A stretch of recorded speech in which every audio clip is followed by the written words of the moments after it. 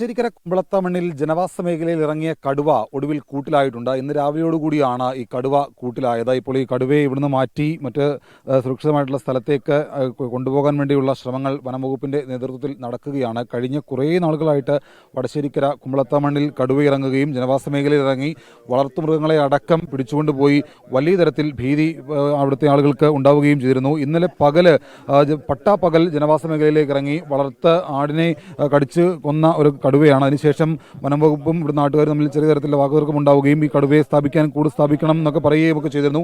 അതിൻ്റെ അടിസ്ഥാനത്തിൽ ഇന്നലെ വൈകിട്ട് ഉച്ചയോടുകൂടി ഇവിടെ കൂട് സ്ഥാപിക്കുകയും ഇന്ന് രാവിലെയോടുകൂടി കടുവ കൂട്ടിലാവുകയുമാണ് ചെയ്തത്. പൂർണ്ണ ആരോഗ്യവാനായിട്ടുള്ള ഒരു കടുവയാണ് എന്നുള്ളതാണ് നമുക്ക് ദൃശ്യങ്ങൾ കാണുമ്പോൾ മനസ്സിലാകുന്നത്.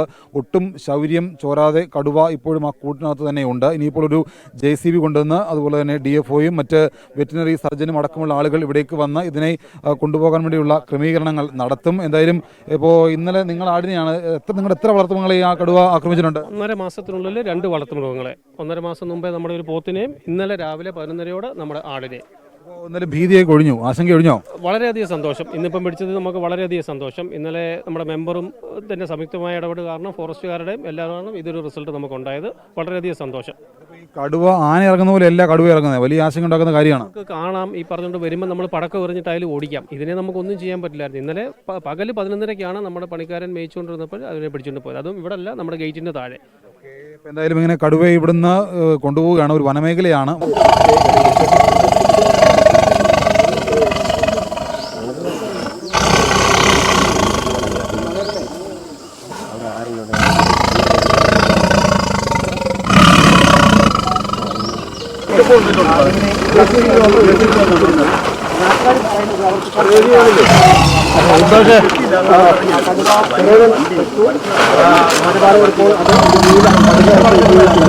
വനമേഖലയിൽ നിന്ന് പുറത്തേക്ക് കൊണ്ടുപോകണം. അവിടുന്ന് അതിനുശേഷം മറ്റ് വാഹനങ്ങൾ ക്രമീകരിച്ച് മാത്രമേ ഇതിനെ പുറത്തേക്ക് കൊണ്ടുപോകാൻ കഴിയുകയുള്ളൂ.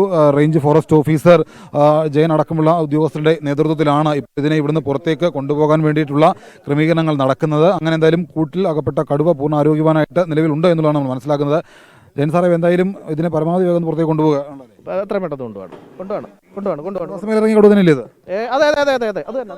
കഴിഞ്ഞ ദിവസം ജനവാസ മേഖലയിൽ ഇറങ്ങിയ അതേ കടുവ തന്നെയാണ്. അപ്പോൾ അതിനെ ഇവിടുന്ന് പുറത്തേക്ക് കൊണ്ടുപോകുകയാണ്. പരമാവധി സുരക്ഷിതമായിട്ട് തന്നെ ഇതിനെ പുറത്തേക്ക് കൊണ്ടുപോകേണ്ടതായിട്ടുണ്ട്.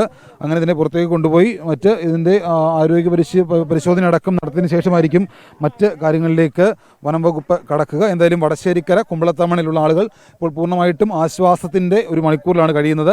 കഴിഞ്ഞ ദിവസങ്ങളൊക്കെ വലിയ ആശങ്ക അവർക്ക് ഉണ്ടായിരുന്നു. എന്തായാലും ഈ കടുവയെ ഇപ്പോൾ ഇവിടുന്ന് പുറത്തേക്ക് കൊണ്ടുപോയി മറ്റ് സുരക്ഷിതമായ കേന്ദ്രങ്ങളിലേക്ക് മാറ്റും. ഇപ്പോൾ കൂട്ടിനകത്ത് കടുവയുണ്ട്. അങ്ങേയറ്റം ശൗര്യത്തോടു കൂടി തന്നെയാണ് ഈ കടുവ ആ കൂട്ടിലിരിക്കുന്നത്.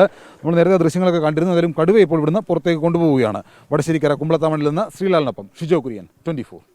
ലോകത്തെവിടെയായാലും ഏത് സമയത്തും 24 വാർത്തകളും ഓഗ്മെന്റഡ് റിയാലിറ്റി പാക്കേജുകളും എക്സ്പ്ലെയിനറുകളും വിശദമായി കാണാൻ ഞങ്ങളുടെ YouTube ചാനൽ നിങ്ങൾക്ക് സബ്സ്ക്രൈബ് ചെയ്യാം.